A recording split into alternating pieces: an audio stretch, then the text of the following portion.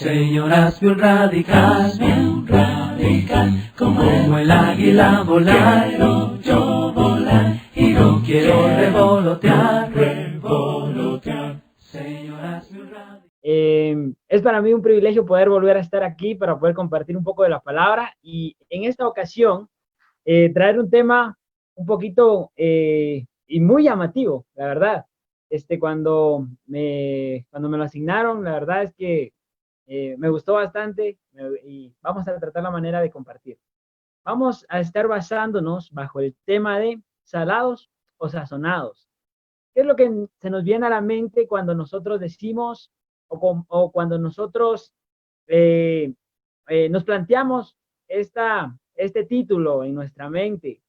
Quisiera que nos ubicáramos rápidamente en Colosenses capítulo 4, versículo 6, donde el apóstol Pablo hace una referencia respecto a esta frase o a este tema y dice de la siguiente manera: sea vuestra palabra siempre con gracia, sazonada con sal, para que sepáis cómo debéis responder a cada uno.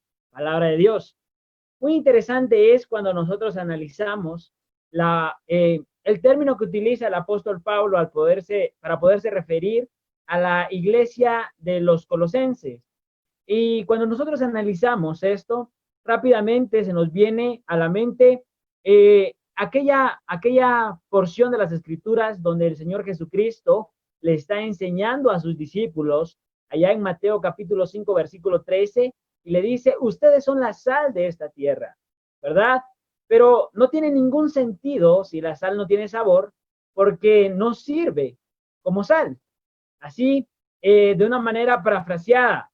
Ahora nosotros miramos que el apóstol Pablo hace un llamado a que todo lo que salga de la boca de los hermanos, no solo en Colosa, sino que también en todo el mundo o a donde sea que se encuentre la iglesia, los hijos del Señor, deben de hablar, deben de decir lo que está en sus bocas, pero de una manera que sea atractiva, de una manera que sea que se pueda saborear, palabras que sean eficaces, no solamente en el aspecto de la comunicación, sino para poder transmitir la palabra de Dios. Dice: sea vuestra palabra siempre con gracia, sazonada con sal, para que sepáis cómo debéis responder a cada uno.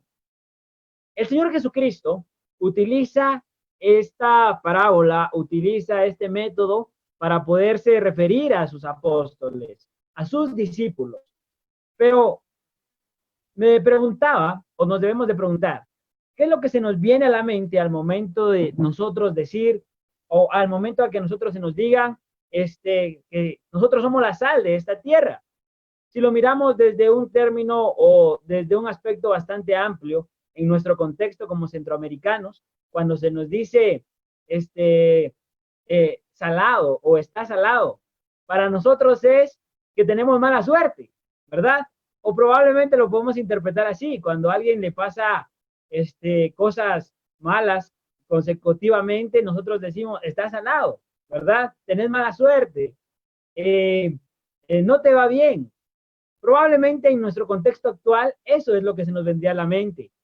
Y nosotros nos debemos de preguntar no solo lo que ellos entendían, sino qué es lo que el Señor Jesucristo quiso decir al momento de poder referirse a ellos de esta manera. Nosotros nos damos cuenta, el Señor Jesucristo trae una secuencia de un tema y llega al punto de poderlos comparar con la sal. Pero para ello nosotros vamos a estar estudiando, vamos a estar viendo algunos aspectos respecto a esto, para poder consolidar lo que en esta noche queremos compartir. Nosotros, en nuestro contexto actual, nosotros podemos apreciar, nosotros podemos degustar una comida y según el punto de sal que tenga la comida. Cuando la comida está muy salada, nosotros decimos: no es agradable para nosotros. Porque ¿quién se comería un plato que está muy salado? Nadie se comería ese plato. Yo creo que a ninguno de nosotros nos gustaría que nos sirvieran así, ¿verdad? Sin embargo, cuando nosotros hablamos acerca de el sazón, cuando nosotros hablamos acerca del punto, ¿verdad? A muchos de nosotros, y me atrevo a decir que a todos, se nos viene a la mente esa comida que nuestra mamá nos preparaba, ¿verdad? Cuando éramos pequeños, y nos parecía que no existe ninguna comida igual a la de nuestra mamá, ¿verdad? Porque ella le da el punto, porque ella le da el sazón, porque ella sí sabe cocinar, y para nosotros es la mejor comida que nos pueden presentar, ni porque vayamos al mejor restaurante del lugar donde nosotros nos encontremos. Para nosotros la comida de nuestra mamá siempre va a estar a su sazón, siempre va a estar al punto, lo que a nosotros nos gusta, ¿verdad? Sin embargo, el aspecto de que el Señor Jesucristo está tocando acá en el capítulo 5, en el versículo 13 de Mateo, es muy diferente al cómo nosotros lo entendemos hoy en día. Ellos, al momento de poder entender esto, rápidamente su mente se trasladaba a la antigüedad, ¿verdad? Al Antiguo Testamento. No solamente en el lugar donde se encontraban, sino allá donde la sal tuvo bastante implicación, no solamente en el aspecto cultural, no solamente en el aspecto económico, sino que también tuvo bastante relación en el aspecto litúrgico religioso. Nosotros vamos a ver que a lo largo de la historia, no solamente en las naciones circunvecinas al pueblo judío, esto tenía gran valor, sino que también para los judíos la sal tenía un fuerte valor en el aspecto litúrgico. Y nosotros vamos a ver también que el Señor Jesucristo aplica esto para que ellos puedan entender el mensaje que Él quiere transmitir. Muy importante es poder distinguir a la audiencia que acompañaba a nuestro Señor Jesucristo en ese momento. El Señor Jesucristo se veía rodeado de sus discípulos. En el versículo 1 del capítulo 5, nosotros nos damos cuenta que dice, viendo Jesús a la multitud, subió al monte, ¿verdad? Y después vinieron a él sus discípulos. Los que estaban en ese lugar eran sus discípulos, los discípulos de Jesucristo, ¿verdad? No solamente los 12, sino también muchas personas, niños, mujeres, hombres, jóvenes, estaban ahí. Y este grupo de personas se distingue o lo distingue el escritor o el narrador como los discípulos del Señor Jesucristo. Entonces el Señor Jesucristo se refiere a ellos diciéndoles, ustedes son la sal, ¿verdad? Ustedes son la sal de este mundo. Ustedes tienen que darle sabor a este mundo. El sazón de aquel entonces no era igual que el de nosotros hoy en día, que distinguimos si algo está a su punto por un equilibrio entre algo desabrido o algo muy salado. Eso no era el pensamiento de ellos. Y vamos a estarlo viendo. El aspecto que quería tocar acerca de sus discípulos es que lo aplica a ellos. Y muy interesante, porque el apóstol Pablo también es su discípulo. Y aunque no estuviera ahí, las enseñanzas que le fueron impartidas por medio de nuestro Señor Jesucristo fueron las mismas. Los colosenses también son discípulos del Señor Jesucristo. Y lo más importante para nosotros hoy en día, nosotros, como seguidores de Jesucristo, somos también sus discípulos. La importancia de la sal en la antigüedad era muy profunda. Y algunos de los aspectos, no solo en la antigüedad, sino que también en la actualidad, que nosotros podemos encontrar en la sal. Nosotros podemos ver que la sal, al momento de nosotros aplicarla en un producto, y los antiguos lo entendían de una mejor manera, ellos sabían que por medio de la sal se purificaban las cosas, ¿verdad? Por medio de la sal se desintoxicaban todas las cosas, ¿verdad? Alimentos y demás. Pero lo que más me interesa tocar hoy en día o en este momento es que por medio de la sal, y ellos lo entendían muy bien, se preservaban los alimentos o cualquier cosa a la cual ellos se lo aplicaran. La sal preservaba los alimentos, la sal preservaba los líquidos. ¿Y Ejemplos como esto nosotros los podemos ver en Jueces, en el capítulo 14, versículo 17 en adelante. Nosotros miramos que dice que ellos aplicaban la sal, ¿verdad? No solamente en los alimentos sólidos, sino que también en los líquidos, porque los líquidos necesitaban mantenerse en un estado de, de calidad para poder ser ingeridos. Y cuando me refiero a líquidos, supongamos que hoy en día para nosotros la leche tiene que ser dulce, ¿verdad? Y la guardamos en nuestros refrigeradores y cuando nosotros queremos vamos y la tomamos. Pues en la antigüedad, para que la leche pudiera estar eh, buena para poder ser ingerida, ellos le agregaban sal y la leche no era como la que nosotros hoy compramos, ¿verdad? En el Palí o en la colonia, sino que era salada y ellos de esa manera lo podían preservar y ellos de esa manera podían ingerirla sabiendo de que estaba en sus condiciones óptimas para poder ser ingerida. Entonces, no solamente ellos lo aplicaban en los alimentos, sino que también en los líquidos. Nosotros vamos a ver de que el valor que tenía en el aspecto religioso, y esto nosotros lo encontramos en Levítico capítulo 2, versículo 13, que dice de la siguiente manera: y sazonarás con sal toda ofrenda que presentes, y no harás que falte jamás de tu ofrenda la sal del pacto de tu Dios. En toda ofrenda tuya ofrecerás sal. Cuando ellos presentaban su sacrificio delante de Dios, no solamente tendría que ser un animal sin defecto alguno, sino que también tenía que ser sazonado con sal, sino que también tenía que ser condimentado con sal, si nosotros lo miramos si lo ponemos desde este punto, ¿verdad? Y de esta manera lo presentaban a Dios. De esta manera tendría que ser el sacrificio para Dios.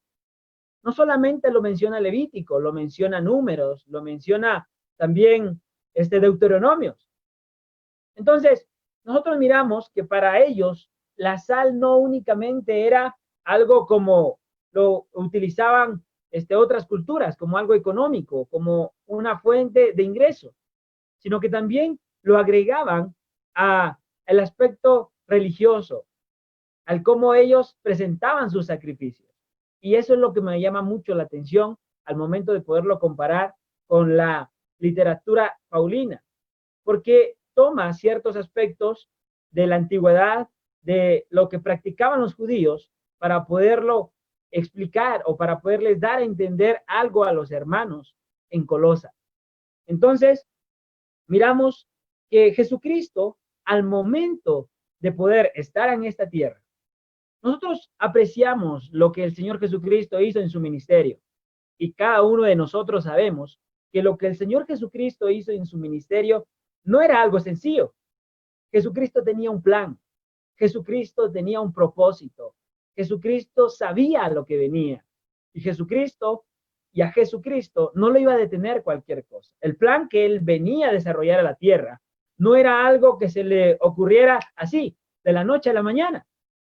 Podemos ver que habían pasado siglos para que el cumplimiento del propósito del Señor Jesucristo se diera y se cumpliera.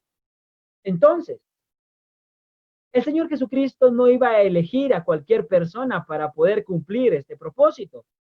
El Señor Jesucristo no iba a atraer a cualquier persona para poder desarrollar este plan que había sido planeado, valga la redundancia, desde la eternidad. El Señor Jesucristo iba a ser bastante riguroso y detallado al momento de poder seleccionar a las personas quienes iban a seguir a cargo del plan que él tenía y del por qué él estaba en esta tierra. Se plantea el término: ustedes son salados, ustedes tienen que ser la sal, ustedes son la sal de esta tierra, en Mateo, y lo hace con un solo propósito. Él tenía un plan.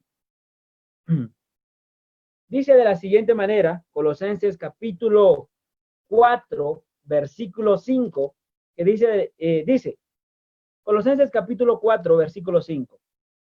Andad sabiamente para con los de afuera, redimiendo el tiempo. Y nosotros miramos que el Señor Jesucristo, al momento de poder aplicar o al momento de poderles enseñar cómo ellos tendrían que ser la sal de la tierra, no se queda en el pueblo judío. Dice, yo vengo a buscar lo que se ha perdido. Y ahora el apóstol Pablo agarra principios de lo que el Señor Jesucristo desarrolla en su ministerio, ayudando a lo exterior, ayudando a las personas de afuera a poder ser sazonadas, a poder llegar, a poder degustar el reino celestial. Y dice el apóstol Pablo, si leemos desde el versículo 5 hasta el versículo 6, lo vamos a leer de corrido, que dice de la siguiente manera: andad sabiamente para con los de afuera, redimiendo el tiempo. Sea vuestra palabra siempre con gracia, sazonada con sal, para que sepáis cómo debéis responder a cada uno. El Señor Jesucristo lo miramos en su ministerio, con los de afuera, predicaba en el desierto, ayudaba a los enfermos, ayudaba a todas aquellas personas que la sociedad los consideraba como pecadores y fue juzgado por ello. Se mantenía en constante trabajo, se mantenía compartiendo las buenas nuevas de su ministerio.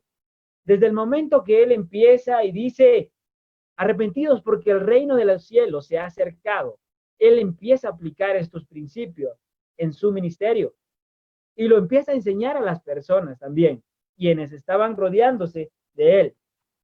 Entonces, nosotros miramos al Señor Jesucristo actuar e impulsar a las personas que lo sean.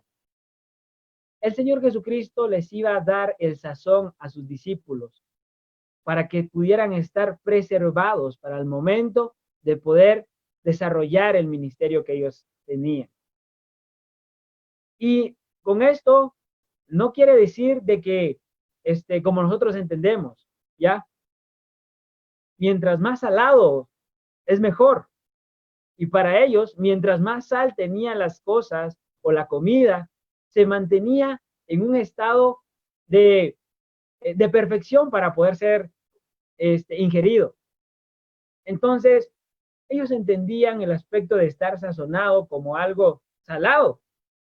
Y nosotros, para nosotros hoy en día, probablemente no nos atrevamos a comer algo así. Entonces, el Señor Jesucristo les iba a enseñar a estar salado. Y mientras más salados, mejor. Alguien por ahí dirá, mientras más salados, mejor. Pero probablemente hay que verlo desde los ojos que él lo estaba viendo, o como ellos lo podían entender. Hermanos, cuando nosotros analizamos la historia de los judíos, nosotros miramos que ellos no solamente despreciaron la sal de nuestro Señor Jesucristo, o a las personas quienes estaban desarrollando este ministerio. Para muchas personas, lo salado que purifica será desagradable, porque lo salado sacará todo lo malo, porque lo salado sacará todo lo que arruina al ser humano en sí, porque para muchos lo salado no es agradable.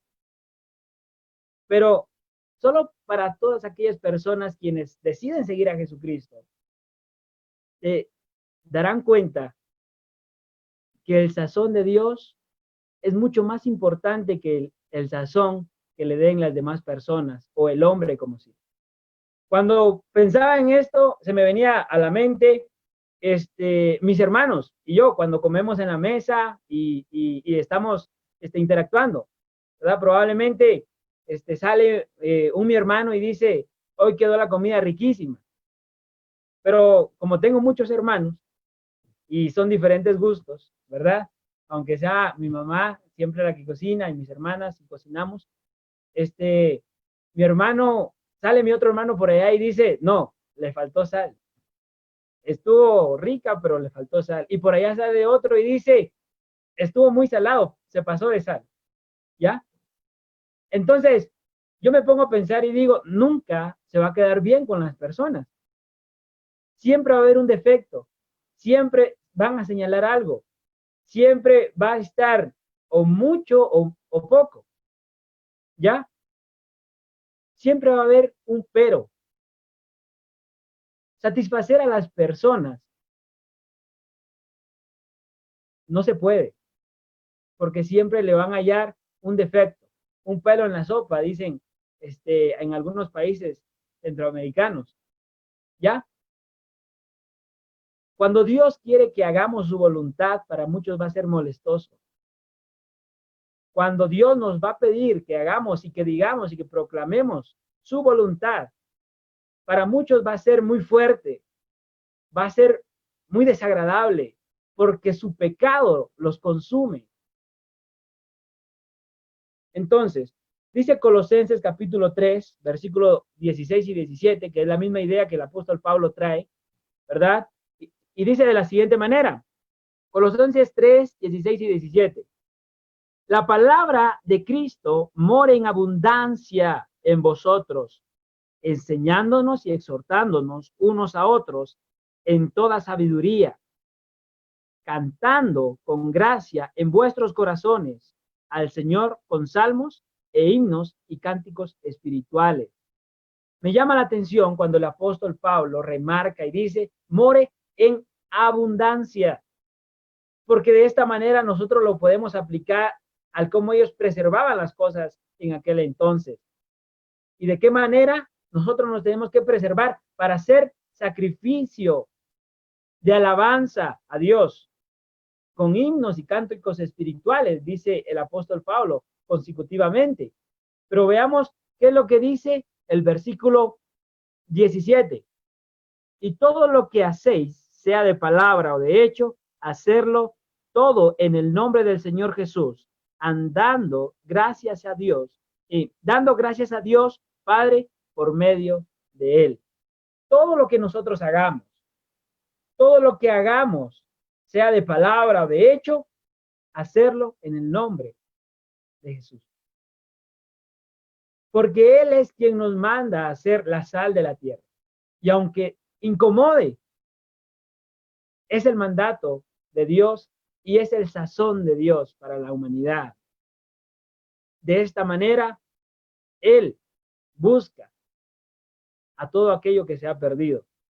Pero para ello es necesario poder analizar qué es lo que nosotros somos o en qué contexto nosotros nos encontramos.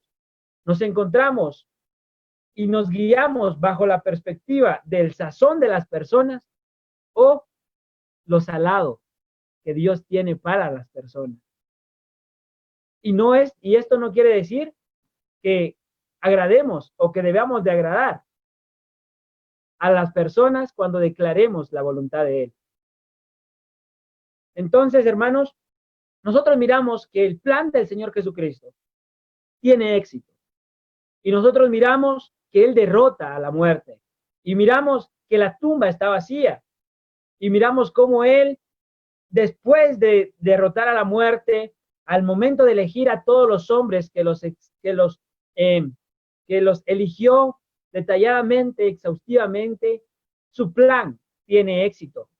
Lo miramos reflejado en los apóstoles y dice Hechos capítulo 2, versículo 42, que la iglesia perseveraba en la doctrina, en la enseñanza de los apóstoles, ¿verdad? En la comunión los unos con los otros y en el partimiento del pan y demás. El plan que el Señor Jesucristo trae a esta tierra tiene éxito. Desde Él mismo hasta lo que se desarrolla consecutivamente. Y miramos también reflejado esta voluntad y este éxito en su plan cuando aquellos mártires estaban dispuestos a dar su vida por el evangelio de nuestro Señor Jesucristo, por aquello que Él vino a dar a este mundo, por el sabor, por el sentido que el Señor Jesucristo le viene a dar a la humanidad, después de no estar para nada bien, después de no saber a nada, después de no tener un gusto, un propósito, un objetivo. El Señor Jesucristo le viene a dar sabor a este mundo, a la historia de la humanidad, y ahora todo tiene sentido. Y aquellas personas quienes murieron por él sabían esto, que por causa de su muerte otras personas podían llegar a poder disfrutar de estos dones celestiales. Y eso es lo que vale, eso es lo que importa. Tiene tanto éxito que hasta el día de hoy muchas de las personas que estamos tanto en la plataforma de Facebook como acá en Zoom, le seguimos. Y muchas personas nos comprometemos a poderle serle fiel, a poder entregar nuestra vida a Él, a poder presentar nuestro sacrificio grato, agradable, degustable delante de la presencia de Él. Así de éxito tiene el Señor Jesucristo. Pero Él dice, ustedes son la sal de esta tierra. Denle sabor a esta tierra. Con lo que ahora nos debemos de hacer una interrogante individualmente, ¿verdad? ¿Quiénes quieren ser salados? ¿Quiénes quieren proclamar la voluntad de Dios? ¿Quiénes quieren hacer la voluntad de nuestro Padre Celestial? ¿Quiénes quieren darle sabor al lugar donde se encuentran? A las personas que nos rodean, bajo la perspectiva divina de Dios. Y no bajo la sazón que el mundo nos quiera imponer, que las personas nos quieran decir. No bajo esa perspectiva, sino bajo la misión, sino bajo el llamado que Dios nos da a cada uno de nosotros para que podamos ir. Y como dice el Señor Jesucristo, alumbrar a las naciones donde estamos, donde nos encontramos. Para muchos, en el contexto en el cual nosotros nos encontramos, ya la vida perdió sentido, no tiene valor. Pero es ahí donde las personas quienes son llamadas le pueden dar sabor a su vida por medio del Evangelio. Y a eso es a lo que nos está llamando el Señor Jesucristo. Eso es lo que espera el Señor Jesucristo de su iglesia. Eso es lo que esperaba de aquellas personas quienes lo escuchaban con gran admiración en aquel monte. Eso es lo que verdaderamente espera. Y el Señor Jesucristo da pautas y principios muy importantes para poder llegar a ese punto. Y dice de la siguiente manera en el versículo 5, en el capítulo 5 de Mateo, versículo 1 en adelante. Dice, viendo la multitud, subió al monte y sentándose vinieron a él sus discípulos y abriendo su boca les enseñaba diciendo, bienaventurados los pobres en espíritu, porque de ellos es el reino de los cielos. Bienaventurados los que lloran, porque ellos recibirán consolación. Bienaventurados los mansos, porque ellos recibirán la tierra por heredad. Bienaventurados los que tienen hambre y sed de justicia, porque ellos serán saciados. Y bienaventurados los misericordiosos, porque ellos alcanzarán misericordia. Bienaventurados los de limpio corazón, porque ellos verán a Dios. Amén. Muy importante cuando nosotros entendemos qué es lo que Dios quiere para cada uno de nosotros. Y lo que Dios quiere para cada uno de nosotros, en el contexto en el cual nosotros nos encontremos, es darle sabor a las demás personas por medio de su palabra. Eso es lo que espera de cada uno de nosotros. Eso es lo que quiere de cada uno de nosotros. Pero va a depender de cada uno de nosotros lo siguiente. Si la palabra de Dios nos juzga o nos beneficia para poder alimentar a las demás personas.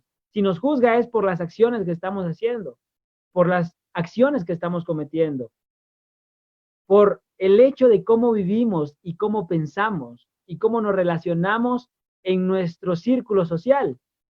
Pero si impulsa el sentido que Dios quiere transmitir en nosotros, que el Señor nos bendiga grande y poderosamente, hoy y para siempre. Bendiciones, hermanos. Señor, hazme un radical. Señor, hazme un radical. Como el águila volar.